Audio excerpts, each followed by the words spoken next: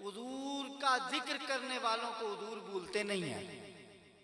جو حضور کو یاد رکھتا ہے سرکار اسے یاد رکھتے ہیں. یہ امام بخاری کی روایت ہے، میں آپ کی خدمت میں عرض کر رہا ہوں آپ کو سمجھنے میں آسانی ہو. حضرت امام بخاری رحمۃ اللہ تعالی علیہ فرماتے ہیں، اور اس کو خصائص کے اندر امام سیوطی رحمۃ اللہ تعالی علیہ نے تقریباً میں ماڑا جیا بندہ تقریباً 5 قوالے میرے کو لسٹ لگے. نبی پاک علیہ الصلوۃ والسلام ممبر پہ بیٹھے ہوئے ہیں اور نبی پاک علیہ السلام خطبہ ارشاد فرما رہے ہیں. یاد آپ نے رکھنا ہے، جو حضور کو یاد رکھتا ہے حضور اسے یاد رکھتے ہیں. جو حضور کو یاد رکھتا ہے سرکار اسے بھولتے نہیں ہیں. سرکار ممبر پہ بیٹھے ہیں جی، حضور خطبہ ارشاد فرما رہے ہیں. اتنے میں لوگ آئے، آ کے کہنے لگے حضور ہمارے مال بھوکے مر گئے ہیں، سبزہ نہیں ہے، پانی نہیں ہے، کھانے کے لیے کچھ نہیں ہے، کات پڑا ہوا ہے، حضور ہمارے لیے کچھ کریں. کیسا منظر ہے. نبی پاک علیہ السلام نے اتنی ہے ادھر جلو ادھر جلو. اس کا مطلب ہے لوگوں کا عقیدہ اور نظریہ یہ تھا مشکل پڑے تو مشکل کشائی کے لیے زارا کے بابا کی بارگاہ میں. وہاں جب سرکار کے پاس گئے نا تو نبی پاک علیہ السلام نے کیا کیا، آپ کی توجہ کی پوری ضرورت ہے. حضور رحمت کونین نے، میں اس لیے بخاری کا نام لے رہا ہوں کہ کیونکہ یہ سب کو پتا ہوتی ہے. سرکار نے ہاتھ مبارک اٹھائے. اچھا بعض روایات میں آتا ہے سرکار نے اتنے ہاتھ بلند کیے کہ حضور کی بغل مبارک کی سفیدی بھی نظر آنے لگی. سرکار نے ہاتھ اٹھائے، ابھی نیچے نہیں آئے، بارش نے برسنا شروع کر دیا. ادھر بارش برسی نا، ادھر مدینے والے کی آنکھوں سے آنسو آئے. آنسو آئے تو نبی پاک علیہ الصلوۃ والسلام نے فرمایا، سرکار نے فرمایا کسی کو وہ اشعار یاد ہیں؟ جو سرکار کو نہیں بھولتا اسے حضور نہیں بھولتے. جو حضور کو یاد رکھتا ہے سرکار اسے یاد رکھتے ہیں. اچھا کون سے شعر یاد ہیں؟ اچھا ان میں سے نا کوئی نہیں بولا تو پھر جو اٹھا باب مدینہ تو لے حیدر کرار مرتضی مشکل کشا مولا علی اٹھے. یہ مطلب ہے جڑا کسے یاد نہ ہوئے وہ علی یاد ہونا. ای شان ہے انا مدینہ العلم والیون بابو.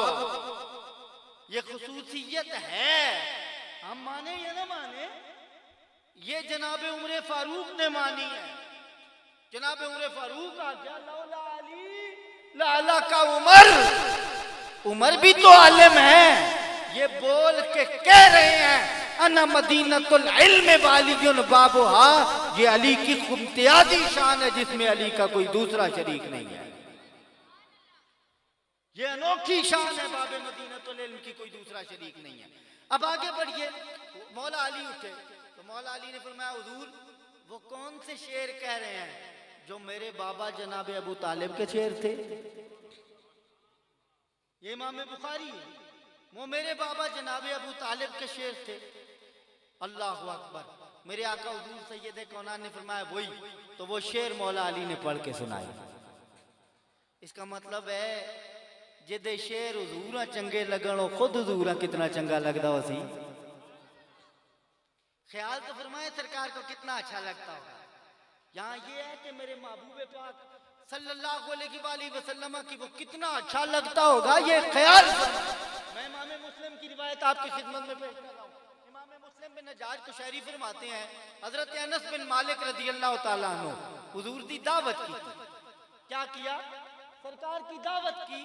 تو جناب انس بن مالک کے گھر حضور تشریف لے گئے. حضور نے کھانا تناول فرمایا. کھانا تناول فرمانے کے بعد جناب انس بن مالک نے ایک رومال دیا، ایک کپڑا دیا جس سے محبوب پاک نے ہاتھ صاف کیے. اب روایت میں آتا ہے اس کے بعد اس کپڑے کو وہ دھوتے نہیں تھے. اچھا میلا چھوڑتے تھے؟ کہا میلا نہیں چھوڑتے تھے، اسے دھونے کی ضرورت ہی نہیں پڑتی تھی. اچھا کیسے؟ کہا جب ضرورت پڑتی دھونے کی اسے آگ میں ڈال دیتے، آگ اسے صاف کر کے باہر نکال دیتی. کیا ہوتا جی؟ آگ میں ڈالتے. آگ کا کام جلانا ہے، آگ جلاتی نہیں ہے. کہا کیوں جلائے؟ جسے حضور کے ہاتھوں نے مس کیا ہو اسے آگ جلا نہیں سکتی ہے. جسے سرکار کے ہاتھوں نے مس کیا ہو آگ اسے نہیں جلاتی. سوال یہ وہ کپڑا نبی کا محبوب تھا؟ نہیں، محبوب نہیں تھا. اس کپڑے نے حضور کے لیے کتنی قربانیاں دی تھی؟ قربانیاں دی تھی کچھ نہیں.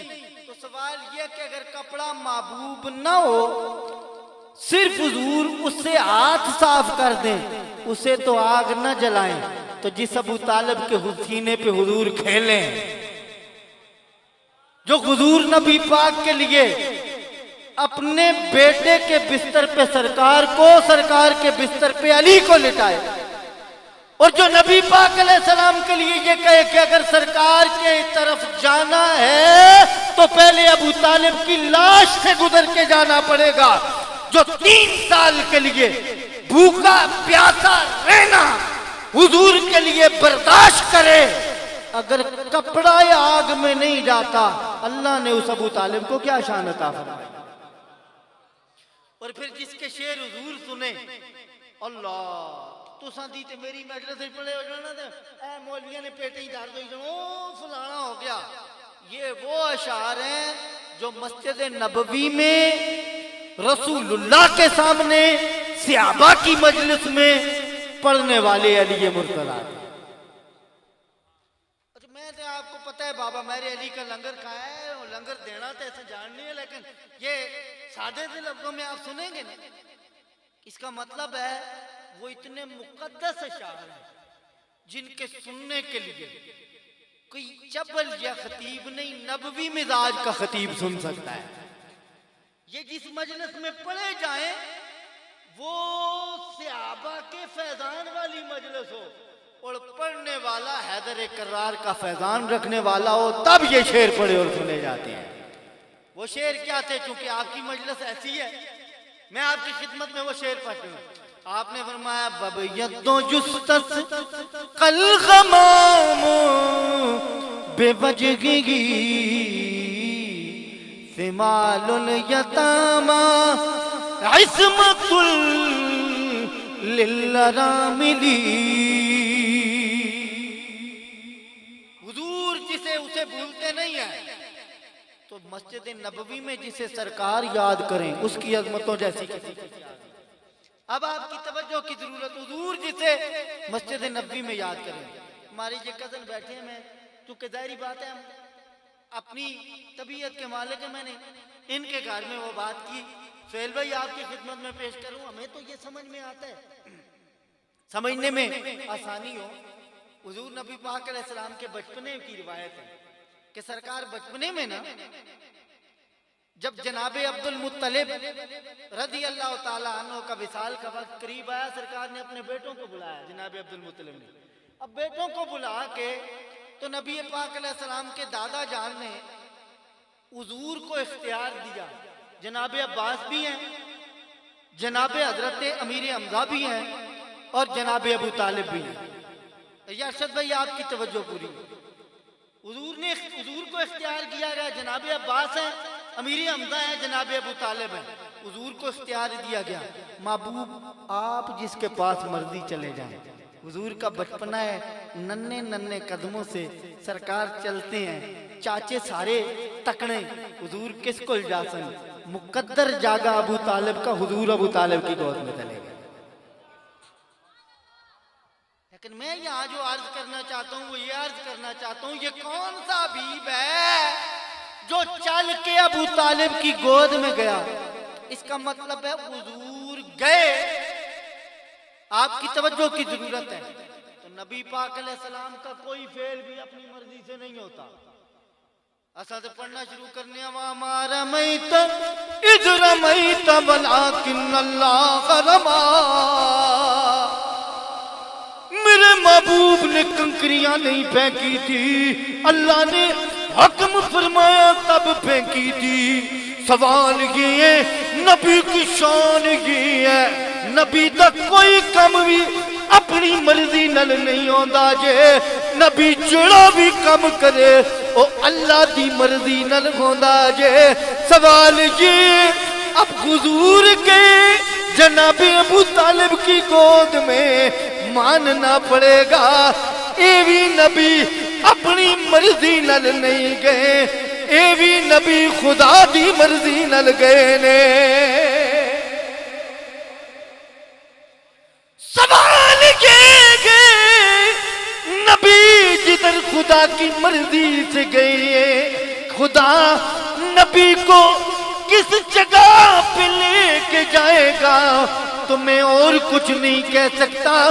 زمانے والوں جہاں نبی کو اللہ نے بھیجا ماننا پڑے گا، زمانے میں اس مقدس جگہ جیسی کوئی اور عظمتوں والی جگہ نہیں ہے۔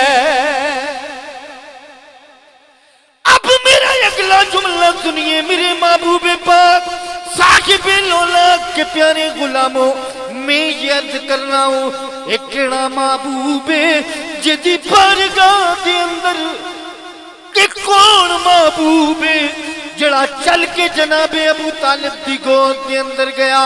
سوال اب سمجھے تو یہ وہ محبوب میرے آقا حضور سید کونین صلی اللہ علیہ وآلہ وسلم دا فرمان توجہ نال سنیو۔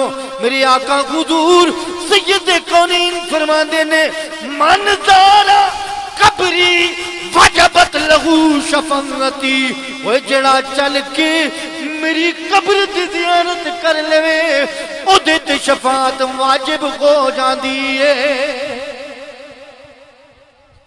جو چل کے نبی کی قبر کی زیارت کے لیے چلا جائے، 14ویں صدی دا گناہگار تو گناہگار ترین بندے، کسے اعلیٰ قبیلے دیتے تاوی کسے کم قبیلے دیتے تاوی چل کے مدینے والے دے روزے مبارک دی زیارت دستے چلا گیا۔ حضور فرماندے نے وجبت لہو شفاعتی، اس بندے لئی میری شفاعت واجب ہو جاندی ہے۔ سوال یہ کہ یہ قبر کی زیارت، قبر کہاں کا نبی اندر لیٹے ہیں، اس خاک کو حضور سے نسبت ہے۔ سوال یہ ہے جس خاک نو حضور نل نسبتوں میں، نبی نل نسبتوں میں، اس خاک دی زیارت اگر کرن کوئی چلا جاوے، نبی دی شفاعت او دے لئی واجب ہو جاندی۔ انہیں نبی نو نہیں ویکھیا، اس مٹی نو ویکھیا جدے اندر نبی لیٹے ہوئے، تے جڑے نبی دی شان ہے او دی قبر دی مٹی دی زیارت کرن والے دی نبی شفاعت کر دینے۔ او نبی خود جدی گود دے اندر چل کے جاویں، جا کے سینے نل لگ جاویں، وہ اس ابو طالب دی عظمت زمانہ سمجھ سکتا ہی نہیں۔